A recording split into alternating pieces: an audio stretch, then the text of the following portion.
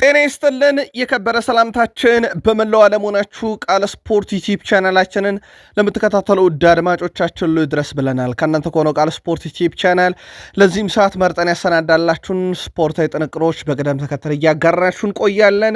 እስከ ፕሮግራማችን ፍጻሜ ስትቆዩን ላይክ፣ ሰብስክራይብ፣ ሼር ማድረግ እንዳይረሳ። ሊጎች ተጀምረዋል። ተወዳጁ የእንግሊዝ ፕሪሚየር ሊግም በይፋ ተጀምረዋል። ሻምፒዮኖቹ ለድል ጉዟቸው መሰረት ጥለው የጀመሩበት ዓመት ነበረ። ጉዳዩን እንመለከተዋለን። መልከታችሁን ስታጋሩን ዛሬ የሚደረጉ የሊግ ጨዋታዎችን ጨምሮ ሀሳብ አስተያየታችሁን አጋሩን። ወደ ቃል ስፖርት ዩቲዩብ ቻናል ቤተሰቦቻችን አስቀድመን ሊግ ጨዋታዎች ሲጀመሩ የስፔን ላሊጋ ሁለተኛ ሳምንት መርሃ ግብር ላይ ደርሷል። እነ ማድሪድ ባርሴሎና ዛሬ ጀምሮ ነው ጨዋታ የሚያደርጉት። ማድሪድን እናነሳለን፣ ዛሬ ጨዋታ ያደርጋሉ። በባርሴሎናም በኩል የዝውውር ጉዳይና ሊያመጡት ካሰቡት ተጫዋች ጋር የይዘን መረጃ እናነሳለን። በአውሮፓ ዙሪያ ሀያላን ክለቦችን የዓለም ከዋክብ ተጫዋቾችን የተመለከተም ጥንቅራችን ሰዓቱን ጠብቆ ለእናንተ የሚደርስ ይሆናል። በተወዳጁ የእንግሊዝ ፕሪሚየር ሊግ የመረጃ ሰዓታችን አርሰናል ዓመቱን በድል ጀምሯል። ሊጉ እስከ ሰኞ ምሽት 4 ሰዓት ድረስ ይቀጥላል። አስቀድመን ግን በአጫጭር ስፖርታዊ መረጃዎች የተጠናቀቁ ዝውውሮችን፣ ማንቸስተር ሲቲን ወቅታዊ የዝውውር መረጃ በተለይም ድርድር ላይ ያሉበትን ዝውውር መረጃ እናጋራችኋለን። ቼልሲ የፈቀደውን ነገር፣ ክለቡ ድርድር ላይ ያለባቸውን የዝውውር መስኮት ወቅታዊ እንቅስቃሴ፣ በተለይም ወደ ቼልሲ የሚመጡ ከቼልሲ የሚወጡ አዳዲስ ጉዳዮችን አግኝተናል። የዣቢ አሎንሶ ጋዜጣዊ መግለጫ እዚህ ላይ እንደምራለን። ሊቨርፑል ተጫዋቹ ለማስፈረም በግል ከስምነት ደርሷል። ከክለቡስ ጋር የሚለውን እንነግራችኋለን። ሊቨርፑል በወጣቶች የተሞላ እየሆነ ይገኛል። አንቶኒ ኤራኦላ ያረጋገጡትን ጨምሮም በቃል ስፖርት ዩቲዩብ ቻናል የሊቨርፑልን ወቅታዊ ጥንቅሮች እናነሳለን። ሊቨርፑል የመክፈቻ ጨዋታውን ነገ ከኒካስል ዩናይትድ ጋር እንደሚያከናውን ይታወቃል። የቃል ስፖርት ዩቲዩብ ቻናል የሊቨርፑል ቤተሰቦችም አብራችሁን ቆዩን።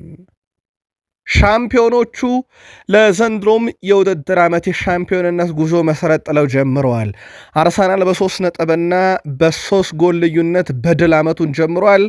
የጨዋታው ብዙ ክስተቶች ያሉት መድፈኞቹ የተጠበቁበት ጨዋታ ነው። በእርግጥ የገጠሙት ታዳጊ ቡድን ቢሆንም ስለ አርሰናል ግን የሚነግረን ነገር ነበር። የትላንትናው ጨዋታ በብዙ የተጠበቀው ጨዋታ ላይ ብዙ አዳዲስ ነገሮችን ተመልክተናል። በተለይም አዲስ ፈራሚዎች በአርሰናል በኩል ልዩ ነበሩ። በቃል ስፖርት ዩቲዩብ ቻናል ይህን ጨዋታ ጠንቅቅ አድርገን ለየት ያሉ መረጃዎችን እናካፍላችኋለን። የአርሰናል ደጋፊዎች ዓመቱ እንዴት ተይዟል? መልከታችሁን እያጋራችሁን ከኛ ጋር ሀሳብ አስተያየታችሁን እየጻፋችሁልን ትቆያላችሁ። ማንቸስተር ዩናይትድ ካርሎስ ባሌባን ያስፈርመዋል። የካርሎስ ባሌባን ዝውውር እንነግራችኋለን። ስለ ቀጣዩም ዝውውር እንነግራችኋለን። ዩናይትድ ደጋፊዎች ኮንትራቱን ስለሚፈረመው ብሩኖ፣ ከዩናይትድ ስለተፈለገው ተጫዋች፣ የማንቸስተር ዩናይትድ የፕሪሚየር ሊግ የመክፈቻ ጨዋታን ጨምሮ በቃል ስፖርት ዩቲዩብ ቻናል በርካታ ጥንቅር እንደ ሁልጊዜው ተይዟል። ላይክ ማድረግ እንዳይረሳ። ሀሳብ አስተያየታችሁን አጋሩን። ቃል ስፖርት ዩቲዩብ ቻናል ተጀምሯል። መረጃውንም አጋራችሁ ቃል ነኝ። መልካም ቆይታ ተመኘን።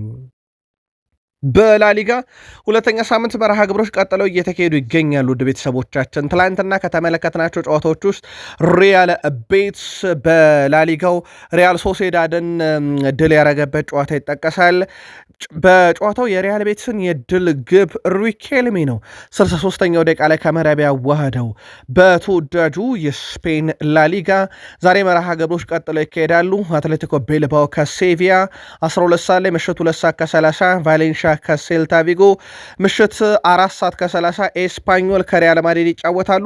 ባርሴሎናም ነገ ከሜዳ ውጪ ከኤልቼ ጋር እንዲሁ በተመሳይ ምሽት 4 ሰዓት ከ30 የላሊጋ የመጀመሪያ ጨዋታቸውን የሚያከናውን ይሆናል። ሪያል ማድሪድ ዛሬ ምሽት 4 ሰዓት ከ30 በላሊጋ ሁለተኛ ሳምንት ከኤስፓኞል ጋር ነው ጨዋታ የሚያደርገው። ሪያል ማድሪድ የመጀመሪያ ሳምንት ጨዋታ በተስተካካይ መርሃ ግብር ማለት ነው። ጨዋታው አርሲዲኢ ስቴዲየም ላይ ይደረጋል። ሳንቼዝ ማርቲኔስ የዛሬውን ጨዋታ በመሃል ሜዳ ዳኝነት ይመሩታል። ፊጉሪ ቫስኬዝ የቫር ዳኛ ናቸው። በኤስፓኞል በኩል ባለፉት አጠቃላይ ወዳጅነት ጨዋታን ጨምሮ ማለት ነው የመጨረሻ 5 ጨዋታ 1 ድል 3 አቻ 1 ሽንፈት። ሪያል ማድሪድ በአጠቃላይ ባለፉት 5 ጨዋታዎች ወዳጅነት ጨዋታን ጨምሮ 4 ድል 1 አቻ አስመዝግበዋል። ሁለቱ ክለቦች የመጨረሻ 5 ግንኙነታቸውን ነጥለን ብንመለከት ሪያል ማድሪድ 4ቱን በድል አጠናቋል። ኤስፓኞል 1 ጊዜ ብቻ ነው ባለፉት 5 ጨዋታ ሪያል ማድሪድን ድል ያደረገው። ሪያል ማድሪድ 2-0 2 ጊዜ 1 ጊዜ 4-0 በሆነ ውጤት ነው ድል ማድረግ የቻለው። የጆዜ ሞሪኒዮ የ2026/27 የውድድር ዓመት ማድሪድን እየመሩ የመጀመሪያ ጨዋታቸውን ያደርጋሉ። ወይም ለሁለተኛ ጊዜ ማድሪድን ሲመሩ የመጀመሪያ ጨዋታቸውን ይሄኛው በሁለተኛ በ11ኛው ዙር ሞሪኒዮ ዛሬ ሚሊታኦ፣ ሜንዲ፣ ሮድሪጎ ጎኤሽ በጉዳት ምክንያት በቡድኑ እንደማይኖሩ ሲያረጋግጡ ቹዋሚኒ ደህና ነው ብለዋል። ሁኔታዎችን ተከታትለን የምንወስንም ይሆናል ሲሉ ተደምጠዋል። የማድሪድ ደጋፊዎች ቅድመ ግምታችሁን አጋሩን። ባርሴሎና በዝውውር መስኮቱ ላይም ተሳትፎን ያደርጋል ተብሎ ይጠበቃል። በነገራችን ላይ የሮድሪም ዝውውር ከተጠናቀቀ በኋላ ነገ ከኤልቼ ጋር ምሽት 4:30 የመክፈቻ ጨዋታውን የሚያደርገው ባርሴሎና አሁንም የመከላከል ስፍራው ላይ ትኩረት ያደረገው ኤሜሪክ ላፖርትን ወደ ቡድኑ ማምጣት ነው። ተጫዋቹ በተለይም ካለው ልምድ አንጻር በሃንሲ ፍሊክ በጣም የተወደደው ተጫዋች ሆኗል። ተጫዋቹ ይፋዊ ጥያቄ የሚቀርብለት ከሆነ ጥያቄውን ለመቀበል ዝግጁ ነው ተብሏል። ሲቲ ለቆ በአረቡ ዓለም አሁን ደግሞ በቢልባኦ ቤት ይገኛል። መደበኛ ድርድሮች ወይም ይፋዊ ጥያቄ አላቀረበም። ባርሴሎና ግን ሁኔታውን እየተከታተለ ይገኛል። እስከ ዝውውር የመስኮቱ መዝጊያ ቀን ድረስ በዚህ ዝውውር ጉዳይ ላይ አንዳች ነገር እንሰማበታለን ተብሎ ይጠበቃል። በባርሴሎናም በኩል ሌሎች ክለቦች እና ሚዲያዎች የምናደርገውን ነገር እንዲወስኑልን አንፈቅድም የሚሉት የአትሌቲኮ ማድሪድ ዋና ስራ አስፈጻሚ ሚጌል አንሄል ሂል ናቸው። በተለይም በዩሊያን አልቫሬዝ ጉዳይ ላይ ነው። ክለቡን እንደማይለቅ በድጋሜ ይታወቅልኝ ሲሉ ተደምጠዋል። ከአትሌቲኮ ማድሪድ ደጋፊዎች እየደረሰበት ያለው ውግዘት ግን የሚለው እንደ ተጫዋቹ በጣም የሚያሰጋ፣ እንደ ተጫዋቹ አድናቂ ያሉ ሰዎችም የሚያሰጋ ነገር ነው። ኃላፊው ዩሊያን አልቫሬዝ ይቆያል፣ ወደ የትኛውም ክለብ አያመራም ሲሉ ተደምጠዋል።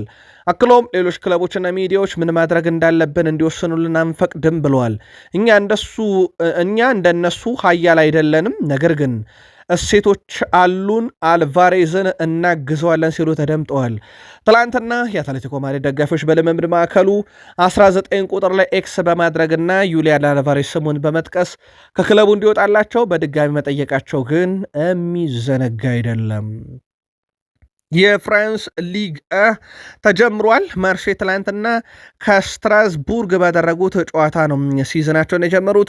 ትላንትና ለማርሴ ልዩ ቀን ነበር። ዓመቱን በ4-0 በሆነ ውጤት ድል ነው የጀመሩት። ለማርሴዎች የመጀመሪያዋን ግብ 46ኛው ደቂቃ ላይ ጉሪ መልሶ 68ኛው ደቂቃ ላይ በፍጹም ቅጣት ምት ሌላ ጎል አስቆጠረ። 89ኛው ደቂቃ ላይ አብደላሂ ሌላ ጎል አስቆጠረ፣ ወይም ሶስተኛውን። ከዛ በኋላ ከክለቡ ውዝግብ ውስጥ ያለው ፒየር ኤምሬ ሆይቤ 96ኛው ደቂቃ ላይ ቀሪዋን አራተኛ ግብ አስቆጠረ። በስትራስቡርግ በኩል በ59ኛው ደቂቃ ላይ ሙርባት በቀይ ካርድ ከሜዳ ወጥቷል። ይህ ሲሆን በጨዋታውም ማርሲያ 1-0 ብቻ ነበረ እየመራ የነበረውና ነገሩን አቅልለውላቸዋል ማለት ይቻላል።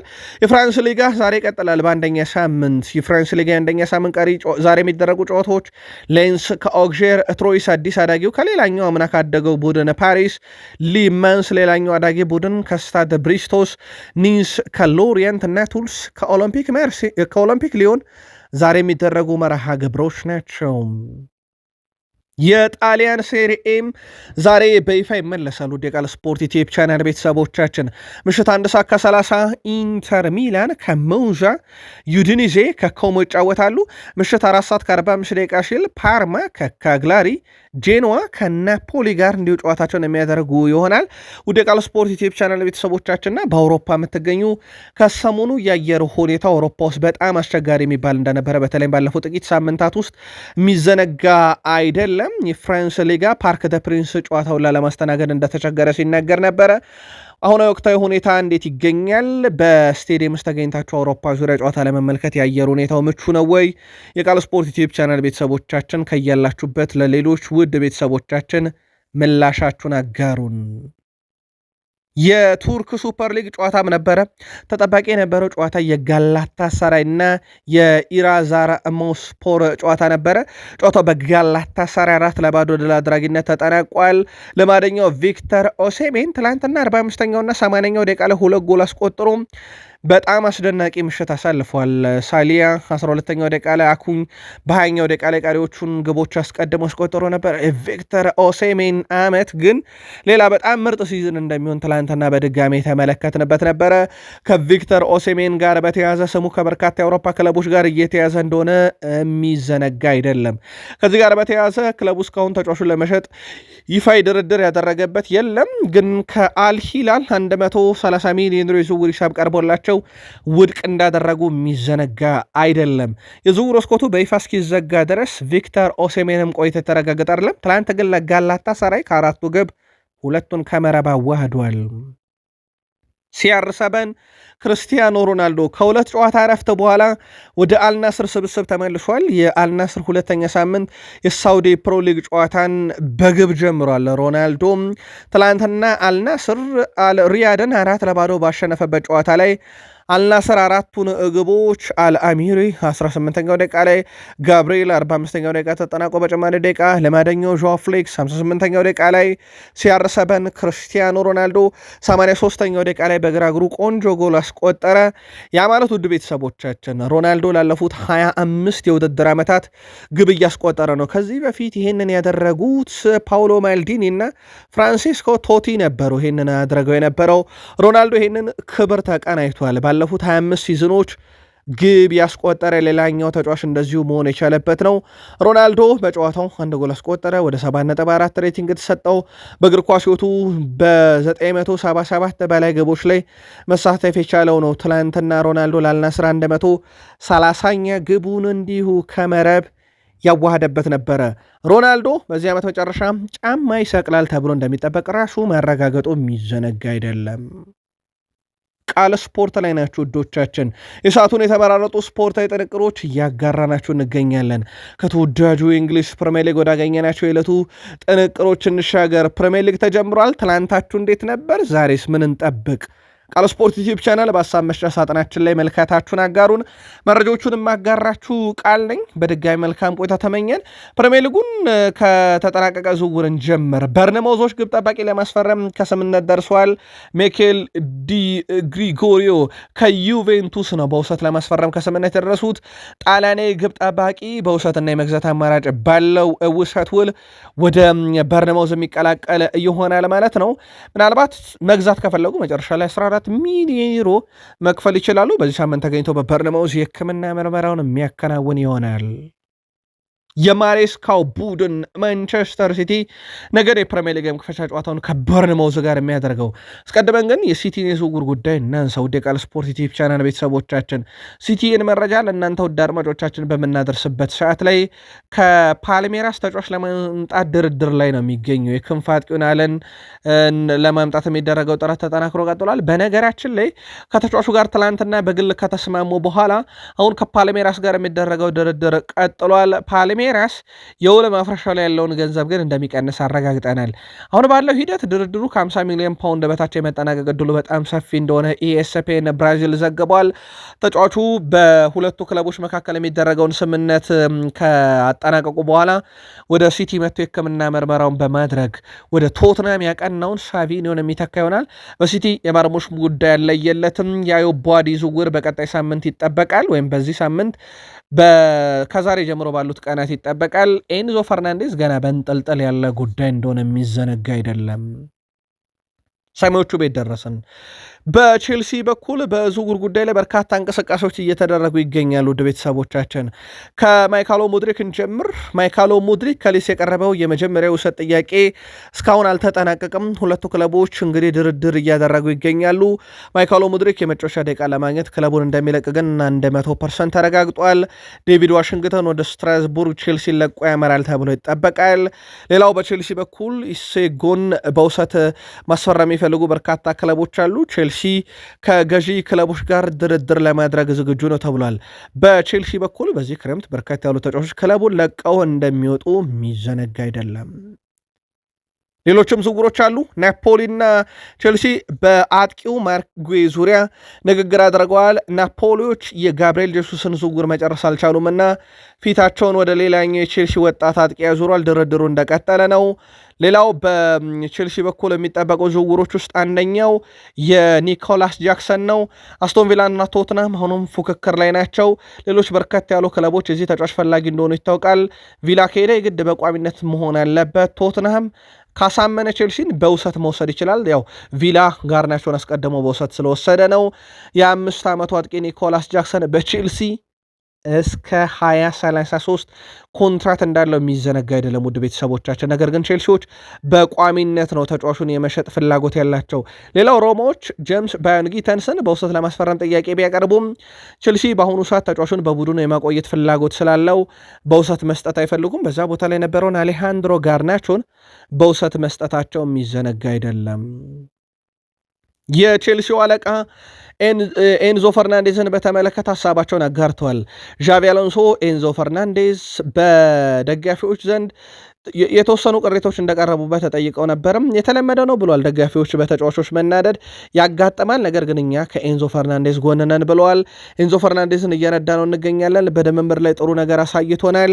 እሱ የመወዳደር ባህሪ ወይም ደግሞ የተፎካካሪነት ባህሪ ያለው፣ ስለዚህ ለቦታውም ይጫወታል፣ ለቼልሲም ይጫወታል ሲሉ ተደምጠዋል። ኤንዞ ፈርናንዴዝ አሁንም የቡድናችን ሁለተኛ አምበል ነው የሚሉት እሳቸው። የቡድኑ አምበል ሪስ ጄምስ ነው፣ ሁለተኛው ደግሞ ኤንዞ ፈርናንዴዝ ነው። ቡድኑን በብዙ መንገድ ያግዘንላል ሲሉ ተደምጠዋል። በክለቡ እንዲቆይ ፍላጎታቸው እንደነበረ ከሰሞኑም ሲናገሩ ነበር። ሞር አሁን የመቆየት ሂደቱ ግን እየሰፋ የመጣ አይመስላችሁም ወይ? የሰማዮቹ የዓለም ክለብ ሻምፒዮኖቹ የቼልሲ ደጋፊዎች ምልከታችሁን አጋሩን። ሮጀርስ ማንም ሰው እያንዳንዱ ቲም በምን አይነት መንገድ እንደሚጫወት አሁን ላይ አያቅም። ሁሉም ዝግጁ ነው፣ እኛም በራሳችን መንገድ ተዘጋጅተናል። ለዚህ ነው እግር ኳስን ማየት የሚያዝናናው ሲል ተደምጧል። በእርግጠኝነት ጥሩ የውድድር ዓመት እንደምናሳልፍ እርግጠኛ ነኝ ያለው ሮጀርስ በግሌ ያለኝን ሁሉ ለመስጠት ዝግጁ ነኝ ሲል ተደምጧል። ከሰሞቹ ጋር የመጀመሪያውን ሲዝን ያሳልፋል ሮጀርስ ሰኞ በክራቨን ኮቴጅ ከፉልሃም ጋር በሚደረግ ጨዋታ። ስታንፎርድ ብሪጅ ግን በዚህ ዓመት የሻምፒዮንስ ሊግ ጨዋታ ወይም የኤሮፕ ሊግ ጨዋታን ቼልሲ ባይጫወትበትም ቼልሲ የዩክሬኑ ክለብ ሻካታር ዶኔስክ ስታንፎርድ ብሪጅን እንዲጠቀም ግን ትላንትና ፍቃዱን ሰጥቷል። ሻካታር ዶኔስክ በሀገሪቱ ባለው አውዳሚ ሰው በላ ጦርነት ምክንያት ጨዋታ እንደማያደርጉ ይታወቃል። ይህን ተከትሎ ስታንፎርድ ብሪጅ በቀጣይ ውድድር ዓመት በሻካታር ዶኔስክ በኩል ሻምፒዮንስ ሊግ የመጫወቻ ሜዳ ይሆናል። ቼልሲ በዚህ ዓመት የትኛውም የአውሮፓ መድረክ ጨዋታ ለማድረጉ ለሻካታር ዶኔስክ ጥሩ አጋጣሚ ፈጥሮላቸዋል። ሊቨርፑል ተጫዋቹን ለማስፈረም በግል ከስምነት ደርሷል። ሊቨርፑል ያንኩቡ ሚንታን ወደ ቡድኑ ለማምጣት በግል ከስምነት ደርሷል። ያንኩቡ ሚንታ በግል ጉዳይ ከሊቨርፑል ጋር ከስምነት ይድረስ እንጂ የብራይተን ሆቭ አልቢዮን ግን በዚህ ጉዳይ ላይ ከስምነት አልደረሰም። 60 ሚሊዮን ፓውንድ ትላንትና ውድቅ አድርገዋል። ንግግሩ ቀጥሏል። በተጫዋቹ በኩል ግን ዝውውሩ ይፈቀድለት ዘንድ ጫና እያሳደረ ነው ተብሏል። 60 ሚሊዮን ፓውንድ አቅርቦ ነበር። 50 ሚሊዮን ፓውንድ ነው የመጀመሪያ ጥያቄ ውድቅ ተደረገ። ትላንትና 60 ሚሊዮን ፓውንድ አደረሱት፣ ውድቅ ተደረገ። ብራይተን ለ22 ዓመቱ ተጫዋች ስንት ፈለጎ ነው የሚለውን ከተመለከትን ብራይተን ኤንድ ሆቭ አልቢዮን ለያንኮቡ ሚንታ ቀጥታ የሚከፈለኝ 70 ሚሊዮን ፓውንድ እፈልጋለሁ ብለዋል። ሚንታ በአሁኑ ሰዓት በጉዳት ላይ የሚገኝ ሲሆን ለሚቀጥሉት 8 ሳምንታት ውድ ቤተሰቦቻችን ወይም 2 ወር ሜዳ ላይ እንደማይገኝ ይታወቃል። ሊቨርፑል 60 ሚሊዮን ፓውንድ ውድቅ ከተደረገ በኋላ ድርድሩን ወዴት ይወስዷል? እየተከታተል እናደርሳቸዋለን። ሊቨርፑል ከብራድሌ ባርኮላ ጋር በግል ከስምነት ከደረሰ በኋላ ከያንኩቡ ሚንታ ጋር ደግሞ ትላንትና በግል ከስምነት ደርሶ ከብራይተን ጋር ነው ያልደረሰው። ባርኮላ ወደ ሊቨርፑል የሚያደርገው ዝውውር ይጠናቀቅ ዘንድ ግን አብዛኛው ነገር አሁን እየተደላደለ የመጣ ይመስላል። ባርኮላ ወደ ሊቨርፑል የሚያደርገውን ዝውውር ያፋጠን ዘንድ ክለቡ ከሬንስ ጋር በሚያደርገው ጨዋታ እንግዲህ በፊት ከስብስቡ ያው ይቀንሱታል ተብሎ ይጠበቃል። በተመሳይ ሰሞኑንም ቀንሰውት ነበረ። ከዚህ ጋር በተያያዘ ተጫዋቹ በግል መስማማቱን ተከትሎ ዋጋ ቀናሽ እንዲደረግ ጫና ያደርጋለም ተብሎ ይጠበቃል። ፓሪሰን ዠርሜንም አሁን ካለው ሂደት አንጻር ዋጋ ቀንሶ ይደራደራል ተብሎ ይጠበቃል። በቡድኑ ብራድሌ ባርኮላ 23 ዓመቱ ነው። የሚመጣ ከሆነ ቪክተር ሙኝስ 23 ነው። ያንኮቡ ሚንታ የሚቀላቀል ከሆነ 22 ዓመቱ ነው። ሪዮኑ ጉማ 17 ዓመቱ ነው እና በቀጣዩ ውድድር ዓመት እንዲህ አይነት ወጣት ስብስብ ይዞ ለዋንጫ መፎካከር ይችላል ወይ? የቃል ስፖርት ዩቲዩብ ቻናል የሊቨርፑል ደጋፊዎች ከዝውውር መስኮት ወቅታዊ እንቅስቃሴ አንጻር ምልከታችሁን አጋሩን። አንዶኒ ኢራኦላ በዝውውር መስኮቱ ላይ የክንፍ ተጫዋቾችን 2 እናመጣለን ሲሉ ምንም ጥርጥር የለውም ብራድሊ ባርኮላ እና ያንኮብ ሚንቴ መሆን ዕድላቸው በጣም ሰፊ ነው። እናም እሳቸው በአጠቃላይ ቡድኑ እዛ ቦታ ላይም ተጫዋች እንደሚያስፈልገውና በእርግጠኝነት ዝውውር ያስፈልገናል ሲሉ ተደምጧል። የውድድር ዓመቱን በጥሩ ሁኔታ ለመጀመር ዝግጁ ነን ያሉት የሊቨርፑሉ አለቃ አንዶኒ ኢራኦላ እንግዲህ በመጡበት ዓመት አርኔ ስሎት ሻምፒዮን ሆነዋል። እሳቸውስ የሚለው ይጠበቃል። በእርግጥ የክንፍ ተጫዋች ላይ ማምጣት እንደ ኤንድሪክንም ያለ ተጫዋች እየተመለከቱ እንደነበረ የሚዘነጋ አይደለም። ግን የኤንድሪክ ጉዳይ በቀላሉ የሚታይ አይደለም። ኮዲ ጋክፖንስ በተመለከተ ካልን ቶትናም ፍላጎት አለው። ይፋ ጥያቄ አላቀረበም፣ ድርድር አልተካሄደም፣ ግን በዝርዝር ውስጥ እንዳለ ይታወቃል። አጠቃላይ ሊቨርፑል ወቅታዊ ሁኔታ ይህን ይመስላል። እሳቸው ተጫዋች ጠብቁ እያሉ ይገኛሉ። ሊቨርፑል ነገ የፕሪሚየር ሊግ የመክፈቻ ጨዋታውን ምሽት 12:30 ከኒካስል ዩናይትድ ጋር እንደሚያደርግ ይታወቃል። መድፈኞቹ ዓመታቸውን በድል ጀምሯል። በ3 ነጥብ በ3 ጎል ልዩነት ክሊንሺት ጭምር ነው ይዘው የወጡት። በእንግሊዝ ፕሪሚየር ሊግ የ2026/27 የውድድር ዓመት የመክፈቻ ጨዋታ ሻምፒዮኖቹ ኮቨንትሪ ሲቲን 3-0 ረትተዋል። በጨዋታው ገና በ15ኛው ደቂቃ ላይ ከሃቨርስ የመጀመሪያዋን ግብ አስቆጠረ። ለዚች ግብ መቆጠር ሪካርዶ ካላፊዮሪ በአሲስት ተሳትፏል። ሁለተኛዋን ጎል ሳካ አስቆጠረ። ሶስተኛዋን ጎል ኦዴጋርድ 49ኛው ደቂቃ ላይ አስቆጥሯል። የዚች ግብ መነሻ ደግሞ ቤን ሆይት ነበረ። በጨዋታው ኖርዌይ አማካይ ማርቲን ኦዴጋርድ የጨዋታው ኮከብ ተብሎ ተመርጧል። ምንም ጥያቄ የለውም። ሌላ በጣም አስደናቂ ውድድር ዓመት እንደሚያሳልፍ ማርቲን ኦዴጋርድ በ73 የፕሪሚየር ሊግ ጎሎች ላይም ቀጥተኛ ተሳትፎን አድርጓል። ሰኞ አስቶን ቪላ ከአርሰናል ጋር መንዴይ ናይት ፉትቦል ሁለተኛ ሳምንት ፕሪሚየር ሊግ አዳጊውና ተሸናፊ ትላንት ኮቨንትሪ ሲቲ ቅዳሜ ከሃል ሲቲ ጋር የፊታችን ማለት ነው የሚያከናውኑ ይሆናል። ጨዋታው በሻምፒዮኖቹና ሻምፒዮንሺፑ ላይ ከርመው በመጡት ኮቨንትሪ ሲቲ መካከል የተደረገ ነውና ትልቁ ልዩነት ይጠበቅ ነበረ። በኦፕታ ቁጥራዊ መረጃ እናጠናክረው። አርሰናል 3-0 ነው ትላንትና የረታው። በጨዋታው አርሰናል 1.8 ግብ የማስቆጠር ነጻሬ ነበረው። ተጨማሪ 1 ግብ አግኝቷል ማለት ይቻላል። ኮቨንትሪ ሲቲ 0.2 ግብ ነው የማስቆጠር ነጻሬ ነበር። ኦልሞስት 0 ነው።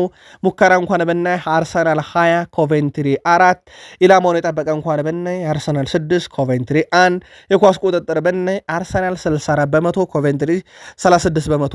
በትክክል ጨዋታው ያስታውቅ ነበር አንድ ሻምፒዮን የሆነ ቡድንና ያደገ ቡድን መካከል እንደሚደረግ። ፍጹም የተለያየ ደረጃና ዓለም ውስጥ ያሉ ሁለት ቡድኖች ያደረጉት ጨዋታ ነው። ለአርሰናል ደጋፊዎች ግን ቡድኑ የትኛውንም ቡድን ይግጠም በድል መጀመሩ ግን የቡድኑን በራስ መተማመንና ዘንድሮም ለዋንጫ መጫወት እንዲችል ቡድኑ መሰረት የሚጥል በራስ መተማመንን የሚገነባ አይነት ውጤት ነበር ማለት ግን ይቻላል። አሰልጣኝ ሚኬል አርቴታ 150ኛ የፕሪሚየር ሊግ ድላቸው ነው። በነገራችን ላይ ሚኬል አርቴታ በውድድሩ ታሪክ ይህንን በፍጥነት ማድረግ የቻሉ 5ኛው ሰው እንደሚሆኑ ትላንት ጠቆመናችሁ ነበር መሆናቸውን እሳቸው ምሽት 4 ሰዓት በጀመረው ጨዋታ አረጋግጠዋል።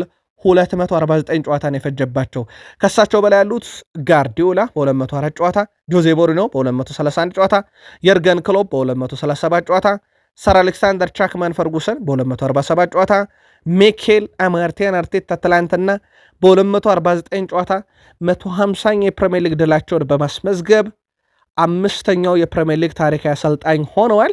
ትላንትና ቀድሞ ሜዳ ላይ በተቀናቃኝነት የሚያውቋቸውን ፍራንክ ጄምስ ላምፓርድን ነበር የገጠሙት። ፕሪሚየር ሊጉ በእርግጥ ቀድሞ በሲጫወቱ የምናውቃቸውን እግር ኳስ ተጫዋቾች አሰልጣኝ አድርጎ የጀመረበት ዓመት እንደሆነ ይታወቃል። የመድፈኞቹ አለቃ ሚኬል አርቴታ ቡድናቸው በጨዋታው ባሳየው እንቅስቃሴ መደሰታቸውን ገልጿል።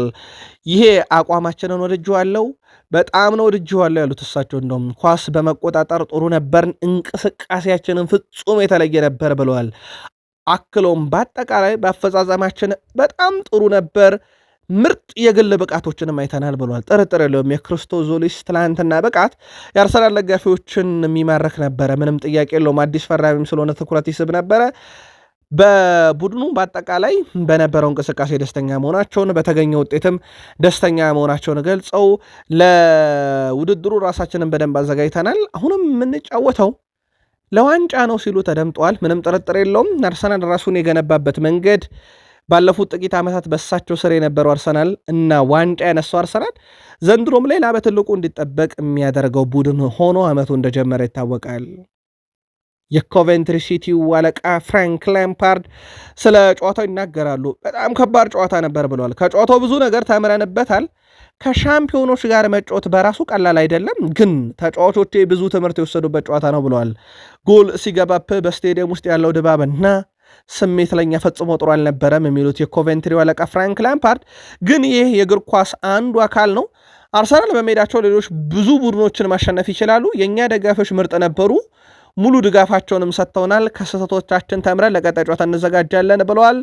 በቡድኑ በኩል ያው ገና አዳጊ ቡድን ነው፣ ከሻምፒዮንሺፕ የመጣ ነው፣ የሚሰለጥነው በፍራንክ ጄምስ ላምፓርድ ነው። በእርግጥ እሳቸው የፕሪሚየር ሊግ የማሰልጠን ልምድም የመጫወትም ልምድ ያላቸው፣ በአጠቃላይ ግን የገጠምነው ሻምፒዮን ነው፣ እንዲህ አይነት ነገር ይጠበቃል ሲሉ ተደምጧል። ከጨዋታው በፊት ማን እንደሆነ እናሳያለን ብለው እንደነበረ ግን የሚዘነጋ አይደለም። የጨዋታው ኮከብ የአርሰናል አምበል የወቅቱ በጣም አነጋጋሪ ተጫዋች ማለት እንችላለን፣ ኦዴጋርድን እናንሳው። በምሽቱ ጨዋታ ኮከብ በመባል የተመረጠው አምበሉ ማርቲን ኦዴጋርድ ቡድኑ ጥሩ ጨዋታ ማድረጉን ይናገራል። ጥሩ ተጫውተናል፣ ከዚህ የተሻለ ማድረግና ተጨማሪ ጎሎችን ማስቆጠርም እንችል ነበር ብሏል። በዚህ ቡድን ውስጥ ያለው ጥራት የማይታመን ነው ያለው ኦዴጋርድ የትኛውም ተጫዋች ቋሚ ብታደርጉት ጥሩ ጨዋታ ያደርጋል፣ ደረጃውን የጠበቀ ስብስብ አለን እያለ ነው።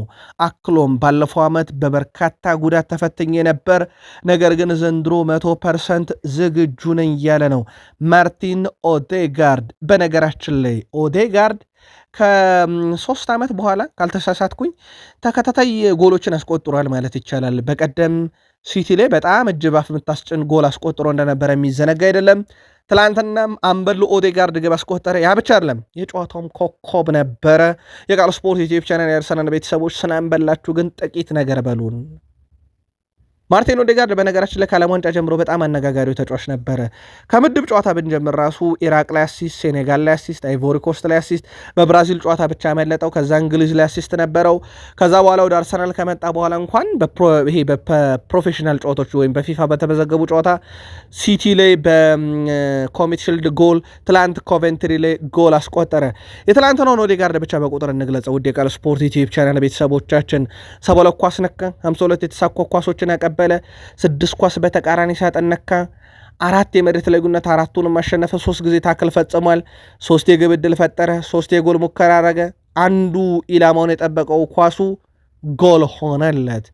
ማርቲን ኦዴጋርድ ዘንድሮ ቢሸጥስ እስኪባል ድረስ ሊሸጥም ይችላል እስኪባል ድረስ ነበረ አምና በጉዳት የተሰቃየው ማርቲን ኦዴጋርድ አሁን ተቃራኒ ቡድን እያሰቃየ ነው። ጃሊጅ ዳናሮማ ለዚህ ምስክር ነው። ትላንትና በጣም ምርጥ ነበረ ማርቲን ኦዴጋርድ። ሌላው በዚህ ክረምት አርሰናል ሊለቅ ይችላል ሲባል በተለይም የአርሰናሉ ስራ አስፈጻሚ እንደ ሁኔታው አይተን ልንሸጠው እንችላለን ሲሉ ሚኬል ማርቲያን አርቴታ ደግሞ አሰልጣኙ 100% ስኬሊን አንሸጠውም ብለው ነበረ። ትላንትናም ተጫውቶ ነበረ። ሌላ በጣም አስደናቂ ተጫዋች አርሰናል ቤት ዘንድሮ ደግሞ ልናይ ነው።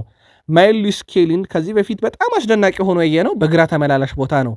ዘንድሮ አማካይ ሆኖ የአርሰናል ደጋፊዎችን የሚያስደመምበት ዓመት ይመስላል።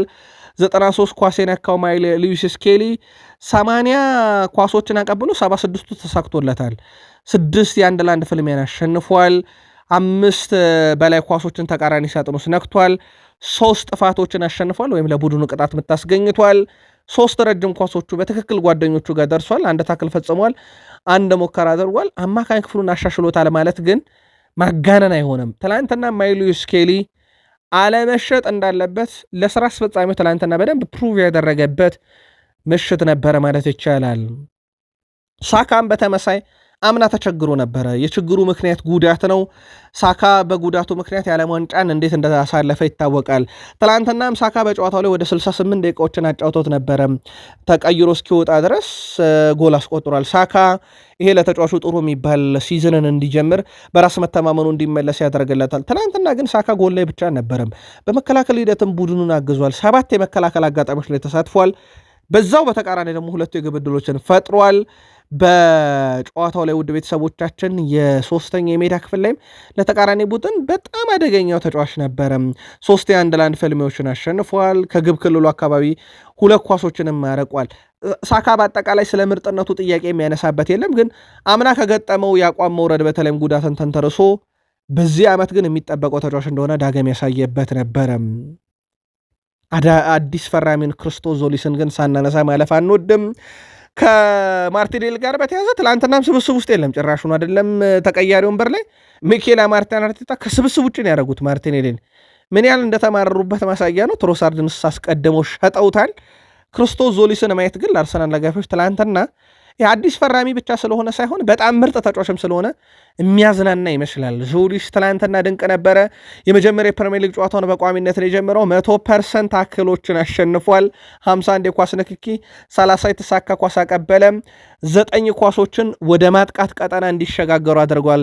ከኖርማል እንቅስቃሴዎች 4 ሙከራ 3 የግብ ዕድል ፈጠረ። 3 ክሮሶችን ያደረገ 2 ሙከራዎችን ያደረገ። በተጨማሪም በጨዋታው የመጀመሪያ ሁለቱም ጎሎች ከሃቨርዝም ጎል ሲቆጠር ቢውልድ አፑ ላይ ነበረ። ካስተዋላችሁ ኳሷ ማርቲን የካላፊዮሪ ጋር ከመድረሷ በፊት የሳካም ኳስ ላይ በጣም ድንቅ ነበር። ስለዚህም ተጫዋች ግን አንዳች ነገር ብትሉን ደስ ይለናል። ከሃቨርዝን ሳናነሳ አናልፍም። ከሃቨርዝ በተከታታይ ግብ እያስቆጠረ ነው። ውድ ቤተሰቦቻችን ትላንትና ቪክተር ዮኬሬሽ 1 ደቂቃ እንኳን አልሰጡትም። ሚኬል አርቴታ ከሃቨርዝን አምነውታል። በእርግጥ በጣም እንደሚያምኑት ይታወቃል። ሲቀጥል አሁን ትልቁ ጥያቄ ከሃቨርዝ ቀጥሎ የሚያምኑት ሰው ሚካኤል ሜሪኖ ሆኗል። ቪክተር ዮኬሬሽ እሳቸው አምና የሰጡት ድል ያከተመለት ይመስላል። ትናንትና ተጠባባቂ ወንበር ላይ ጨርሷል ቪክተር ዮኬሬሽ። ከሃቨርዝ የተወዳጁ የእንግሊዝ ፕሪሚየር ሊግ የ2026/27 የውድድር ዓመት የመክፈቻ ግብ አስቆጥሯል። በነገራችን ላይ አድማጭ ተመልካቾቻችን በምሽት መረጃ እንመለስበታለን። የመክፈቻ ግብን ማን ያስቆጥራል ከሚለው ግምታችሁ ጋር በተያያዘ ከሃቨርዝ ለአርሰናል ቋሚ ሆኖ በጀመረባቸው ተከታታይ 4 ጨዋታ ጎል አስቆጥሯል። ከዚህ ቀደም በርንሌይ፣ ፒኤስጂ እንዲሁም ባሳለፍነው ሳምንት ኮሚቲ ሺልድ ላይ በማንቸስተር ሲቲ፣ ትላንትና ደግሞ ኮቬንትሪ ሲቲ ላይ ያንን አድርጎታል። አርሰናል በተከታታይ 5 የፕሪሚየር ሊግ ጨዋታን የመክፈቻ ጨዋታን አሸንፏል።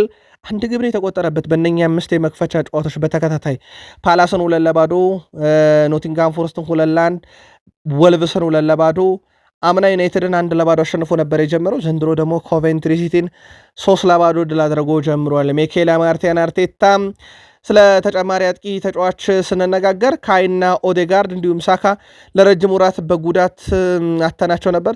የእነሱ መመለስ ቡድኔን ከፊት መስመር ማጠናክሯል አሉ ዩሊያን አልቫሬዝ ሲባሉ አሁን ባለ ቡድን በጣም ደስተኛ ነኝ ብለዋል። ዩሊያን አልቫሬዝን ማግኘት ነገርየው ከባድ እየሆነ ነው። አጥቂ ስፍራ ላይ እንደውም እንደሳቸው ንግግር ቪክተር ዮኬሬሽ አሁን ትርፍ ተጫዋች ሆኗል ማለት ይቻላል። ከሃቨርዝን እየተጠቀሙ ነው። ከዛ በኋላ ሚኬል ሜሪኖን እየተጠቀሙ ነው። ጥሩ ሲባሉም አጥቂ ኦዴጋርድ፣ ሳካ መመለሳቸው ከሃቨርዝ መመለሱ ለእኛ ጠቅሞናል ሲሉ ተደምጠዋል። ከግብ ጠባቂው ደግሞ እንጀምር። ዳቪድ ሪያ አርሰናል ቤት በመጣባቸው ዓመቶች ጀምሮ ክሊንሺት እያስጠበቀ ነው። ትላንትናም ክሊንሺት አስጠብቋል። ይሄ ግብ ጠባቂ ዳቪድ ሪያ ዘንድሮም በክሊንሺት ይጠበቃል ማለት ነው። ከዛ ውጭ ግን በአርሰናል በኩል ውጤቱ ያንሳል ያለው ጄሚ ካራገር ነው። 3-0 በቂ ውጤት ወይም ፍትሐ አይደለም ለአርሰናል። ኮቬንትሪ ሲቲ በጣም አስቸጋሪውን የውድድር ዓመት ከሻምፒዮኖቹ አርሰናል ጋር ከመሆኑ አንጻር ትላንት ከነበረው የአርሰናል ጥራት አንጻር እንደውም ለኮቬንትሪ ሲቲ ጥሩ ጅማሮ ነው ማለት ይቻላል ብሏል። እንደ አጠቃላይ ግን በአርሰናል በኩል ውጤቱ ከዚህ በላይ ይገባቸው ነበረ ብሏል። ኢያን ራይት አብሮት ነበረ። ለማርቲኔሊ በጣም አዝኛለሁ ብሏል። በተንታኝነት እያገለገለ የሚገኘው ታማኙ የአርሰናል ሰው ኢያን ራይት ለጋብሪኤል ማርቲኔሊ በጣም አዝኛለሁ ብሏል። ማርቲኔሊ የተያዘበት መንገድ ልክ አይደለም ያለው ኢያን ራይት ለሱ ምንም ነገር እንዳልነገሩ ታውቃለሁ፣ ምን እንደተፈጠረ እንኳን አያውቅም ብሏል። ማርቲኔሊ በችግር ጊዜ ክለቡን አግዟል። ክለቡ በፈተና በነበረ ጊዜ ማርቲኔሊ ያለ ብሏል። በሻምፒዮንስ ሊግም ፍጻሜ ሲደርሱ የማርቲኔሊን ብቃት እንዳትረሱ እያለ ነው። እሱ ያለውን ሲሰጥ ነበር። አሁን መጠበቅ አለባቸው የተጫዋቹን ሞራል እያሉ ነው። ሚኬል አርቴታ ለሁለተኛ ጊዜ ከስብስብ ውጭ ጭምር እንዳደረጉት ይታወቃል። ትላንት ስብስብ ውስጥ ያልነበረው ብሩኖ ጊማሬሽ እንደነበረ ይታወቃል። የመድፈኞቹ ዋና አለቃ ሚኬል አርቴታ ብሩኖ ጊማሬሽ ጉዳት እንዳጋጠመው ይፋ አድርገዋል። ብሩኖ ጊማሬሽ ስለ ጉዳቱ የተጠየቁት ሚኬል አርቴታ አዎ ተጎድቷል፣ ጭኑ ላይ ትንሽ ጉዳት ስሜት ተሰምቶታል ብለዋል። አክለውም ሙሉ የቅድመ ውድድር ዝግጅት አላደረገም፣ ከሲቲ ጨዋታ በፊት 4 ወይም 5 ቀናት ነበሩት ሲሉ ተደምጠዋል። እንዲሁም ለሱ ገና ብዙ ነገሮችን ማስተዋወቅ ይኖርብናል ሲሉ ከጨዋታው ጅማሮ በፊት ነበር ይሄን የተናገሩት። በጨዋታው መጠናቀቂያም ሰዓት ላይ መቼ ይመለሳል ተብለው ሚኬል አርቴታ ተጠይቀው ነበረ የተጫዋቹን ጉዳት በተመለከተ። እሳቸው እንዳጠቃላይ በጋዜጣዊ መግለጫ ላይ ሰጡት ለሳምንታት በሚባል ደረጃ ከሜዳ ይርቃል ብለን አንጠብቅም፣ በዚህ ሳምንት ሁኔታውን አይተን ለእናንተ ይፋ እናደርጋለን ሲሉ ተደምጧል። ቃል ስፖርትን ተከታተለ ለአርሰናልን ይፋ እናደርገዋለን። ትላንትና ለአርሰናል ፊርማውን ያኖረው ኢዜሪ ኮንሳ ወደ አርሰናል የመጣሁት ማሸነፍ ስለምፈልግ ነው ብሏል። ለአርሰናል ፊርማውን ያኖረው ኢዜሪ ኮንሳ ወደ አርሰናል የተዘዋወረው ድል ተርቦ መሆኑን ይናገራል። ማሸነፌን መቀጠል እፈልጋለሁ፣ ድል ተርቤ ነው ወደዚህ ቡድን የመጣሁት ሲል ተደምጧል። አክሎም ከዓለም ምርጥ ክለቦች አንዱ አርሰናል ነው እና ለዚህ አንድ ክለብ መጮትን ለእኔም ለቤተሰቦቼም ትልቅ ኩራት ነው ብሏል። ኮንሳ በአርሰናል ቤት የ15 ቁጥር መለያን ይለብሳል። ከቀጣዩም የፕሪሚየር ሊግ ጨዋታ ጀምሮ የአርሰናል የመሃል ተከላካይን ቦታ ይዞ መጫወት ይችላል ማለት ነው። የሕክምና ምርመራውን ሁሉ ነገር ካጠናቀቀ በኋላ ትናንትና ለአርሰናል ፊርማውን አኑሯል። ምናልባት ከዚህ ጋር በተያያዘ ሚኬል አርቴታ አንድ እየቀረበ ያለው ነገር ከሚፈርሙላቸው ተጫዋቾች ዕድሜ ጋር በተያያዘ ነው። 26 እና 28 ዓመት ተጫዋቾችን ማምጣት ችግር የለውም፣ እያመጣን ያለነው እግር ኳስ ማብቂያቸው ላይ ያሉ የ38 ዓመት ተጫዋቾች አይደለም ሲሉ ሚዲያውን ወርፎታል። የአርሰናል ደጋፊዎች ዓመታችሁ እንዴት ተጀመረ? እንዳጠቃላይ ምልከታችሁን አጋሩን። ዩናይትድ ደረሰን። ማንቸስተር ዩናይትድ ለአንድ ዓመት ሙሉ ሲሰራበት የነበረውን ዝውውር ትላንት አጠናቆታል። ካርሎስ ባሌባ የዩናይትድ ተጫዋች ሆኗል። ማንቸስተር ዩናይትድ ካርሎስ ባሌባን ለማስፈረም ከተጫዋቹ ጋር ከአምና ጀምሮ ከተስማማ በኋላ ከእናት ክለብ ብራይተን ጋር ትላንት ተስማምቷል። ማንቸስተር ዩናይትዶች ትላንትና ያቀረቡት አዲስ የዝውውር ሂሳብ ከስምነት ተደርሶበት ተጫዋቹ ወደ ዩናይትድ ይመጣል። ተጫዋቹ ምናልባትም ከዛሬ ጀምሮ ባሉት ቀናት የሕክምና ምርመራውን አድርጎ በይፋ የማንቸስተር ዩናይትድ ተጫዋች ይሆናል። አጠቃላይ ማንቸስተር ዩናይትዶች 65 ሚሊዮን ፓውንድ ሂሳብ ሲደመር 75 ሚሊዮን ፓውንድ በአጠቃላይ ወደ 70 ሚሊዮን ፓውንድ ይደርሳል ተብሏል። ትናንትና በሰዓት ያደረስናችሁ ዘገባ ላይ ዝውውሩ 70 ሚሊዮን ፓውንድ እንደሚጠጋም ነገረናችሁ ነበር። በዛው ባልነው ሂሳብ ካርሎስ ባሌባ ዩናይትድ ተጫዋች ይሆናል። ማንቸስተር ዩናይትድ የካርሎስ ባሌባን ወይም የ22 ዓመቱን ተጫዋች ዝውውር ከስምነት ከደረሰ በኋላ ከብራይተን ኤንድ ሆቭ አልቢዮን ጋር ባሌባ በዩናይትድ የ5 ዓመት ኮንትራት እና ተጨማሪ 1 ዓመት የማራዘም አማራጭ ያለው ውል ይፈርማል። 60 ሚሊዮን ፓውንድ ቀጥታ 5 ሚሊዮን ፓውንድ አጠቃላይ 70 ሚሊዮን ፓውንድ ለዝውውሩ ይከፈላል። በካርሎስ ባሌባ በኩል ከዛሬ ጀምሮ ባሉት ቀናት በዩናይትድ ተገኝቶ የሕክምና ምርመራውን ያደርጋል። የቁርጭምጭሚት ጉዳቱ ያው በታሳቢነት ነው ሕክምና ምርመራ ውስጥ የሚካሄደውና በርካቶች የሕክምና ምርመራው ላይ በዚህ ጉዳት ምክንያት አይወድቅም የሚል ጥያቄን ስታቀርቡልን ነበረም። ያው ይሄ ጉዳቱ ይታወቃል፣ መቼ እንደሚያገግምም ይታወቃል፣ በሕክምና ባለሙያዎች ማለት ነው። ከቁርጭምጭሚት ጉዳቱ ውጭ ያሉ ሌሎች የጤና ምርመራዎች ግን ያከናውናል። የጤና ምርመራ ሲባል ያው ጉዳት ብቻ አይደለም፣ ሌሎች የሰውነት ክፍሎች ኩላሊትና ጉበትም ጨምሮ የመስራት አቅማቸው ይመረመራልና የጤና ምርመራ ሲባል ሁሉንም ስለሚያካትት ነው። የሶስተኛውን አማካይ ጉዳይ ያጠናቀቀው ማንቸስተር ዩናይትድ አንድ ቀረው የሚባለው ትልቅ ዝውውር የግራ መስመር ተመላላሽ ነው። ከዚህ ጋር በተያያዘ ማንቸስተር ዩናይትድ አዲስ የግራ ተከላካይ ለማስፈረም ስራዎችን አጠናክሮ መቀጠሉን ፋብሪዞ ሮማኖ ይፋ አድርጓል። ማንቸስተር ዩናይትድ በግራ ቦታ ላይ በርካታ አማራጮችን ይዟል። ዳቪድ ራሙ ይጠቀሳል። አሌሃንድሮ ባልዴ ሌላኛው አማራጭ ነው። የማይል ሉዊስ ኬሊ ፋይል የተዘጋ ነው። ኒውካስል ዩናይትድ ሉዊስ ሆይሉንድን በዚህ ክረምት አልሸጠላችሁም፣ ለዩናይትድ እንዳለ ይታወቃል። የራሙን ጉዳይ እስከ 34 ሚሊዮን ፓውንድ አጠቃላይ ክፍያ ሊያልቅ ይችላል። 1 ዓመት ኮንትራት ይቀረዋል። 28 ዓመት ነው። ባለፉት 3 ዓመታት 28 አሲስቶችን ከግራ ተመላላሽ ቦታ ላይ አድርጓል። የአሌሃንድሮ ባልዴም ጉዳይ የተዘጋ አይደለም። በነገራችን ላይ ለማንቸስተር ዩናይትድ በሮቹ አሌሃንድሮ ባልዴን ከባርሴሎና ለማምጣት በሚደረገው ጥረት ላይ ደግሞ በባርሴሎና በኩል ምናልባትም እስከ 40 ሚሊዮን ዩሮ ከቀረበላቸው ወደ ድርድር ሊገቡ ይችላሉ። ማንቸስተር ዩናይትድ በዚህ ዝውውር ላይ ይፋዊ ጥያቄ ገና እንዳላቀረበ ግን በዝርዝር ውስጥ እንዳካተተው ከሰሞኑም ነገረናችሁ ነበረ።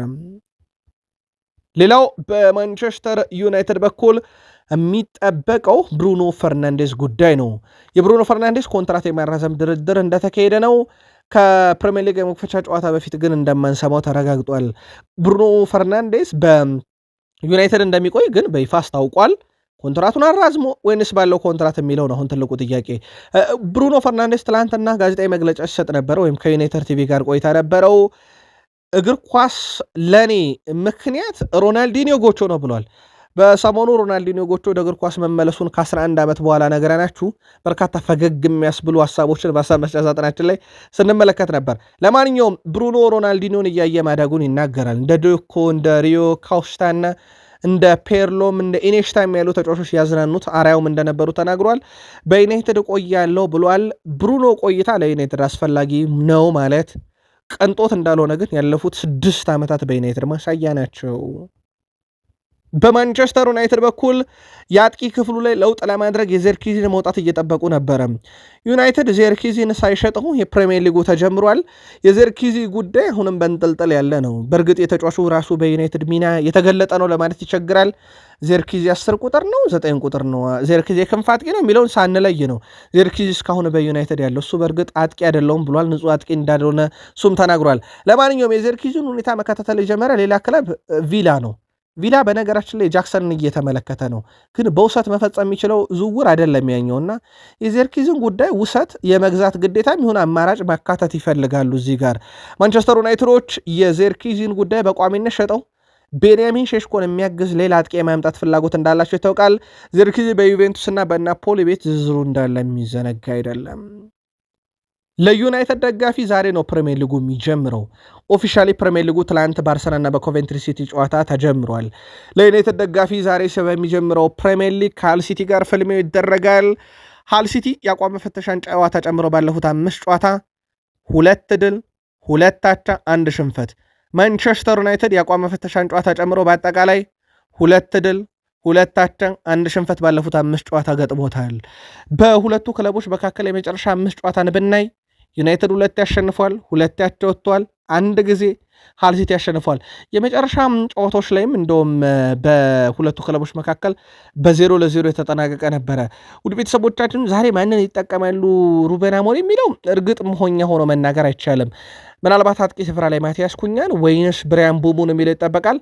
ፓትሪክ ዶርጉን ግን ዛሬ የቀኝ ክንፍ አጥቂ አድርገው ሊያስጀምሩት የግራ ክንፍ አጥቂ አድርገው ሊያስጀምሩት ይችላሉ። አማደን በግራ ያው ብሩኖ 10 ቁጥር ቦታ ነው። አንድሬ ሳንቶስን ከዩሪ ቴሌማንስ ዛሬ የሚጠበቀው ጥምረት ነው በአማካኝ ክፍል ላይ። የዩናይትድ ደጋፊዎች ግን የአጥቂ ምርጫችሁ ዛሬ ማን ነው? ጨዋታው ምሳ ሰዓት 8:30 ይጀምራል። ቀድመ ግምታችሁን አጋሩን። ውድ የቃል ስፖርት ዩቲዩብ ቻናል ቤተሰቦቻችን ፕሪሚየር ሊጉ ዛሬ ምሳ ሰዓት ሃል ሲቲ ከዩናይትድ ይጀምራል። አመሻሽ 11 ሰዓት ኤቨርተን ከፓላስ፣ ኖቲንግሃም ፎረስት ከሊድስ፣ ኤፕስዊች ታውን ከሰንደርላንድ፣ ምሽት 1:30 ብሬንትፎርድ ከቶትናም ይጫወታሉ። በላሊጋ አትሌቲኮ ቤልባው ከሴቪያ፣ ቫሌንሺያ ከሴልታ ቪጎ፣ ኤስፓኞል ከሪያል ማድሪድ፣ በጣሊያን ሴሪ ኢንተር ሚላን ከሞንዛ፣ ዩዲኒዜ ከኮሞ፣ ጄኖዋ ከናፖሊ፣ ፓርማ ከካግላሪ፣ በጀርመን ሱፐር ካፕ ቦሩሲያ ዶርትመንድ ከባየርን ሞኒክ ምሽት 3:30፣ በፍራንስ ሊጋ ሎንስ ከኦግሼር፣ ሌማንስ ከብሪስ፣ ኒሽ ከሎሪያን፣ ቱሉስ ከሊዮን፣ ትሩዋ ከፓሪስ ጨዋታቸውን ያደርጋሉ። ውድ የቃል ስፖርት ዩቲዩብ ቻናል ቤተሰቦቻችን ሊጎች ተጀምረዋል። ከመክፈቻው እስከ መዝጊያው ከኛው ጋር ትሆናላችሁ። ላይክ ማድረግ እንዳይረሳ። አበቃ።